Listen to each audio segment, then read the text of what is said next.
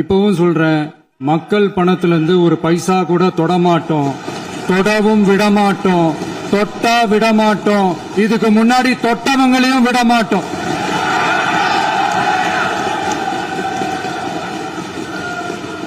ஒவ்வொரு ஊழலா வெளியில வரும் போலயே ஒவ்வொரு வேஷமா கலைஞ்சிரும் போலயே இங்க இருக்கிற நிறைய பேரு நடுங்கி போய் இதுல நம்ம மேல அவதூறு வேற. இப்ப புதுசா ஒரு வெப்பன் ஒண்ணு கொண்டு வந்திருக்காங்க. அது என்ன தெரியுமா? அவங்க தயவால தான் நம்ம ஆட்சி நடக்குதாம். மக்கள் தயவால இந்த ஆட்சி நடந்துகிட்டு இருக்கு.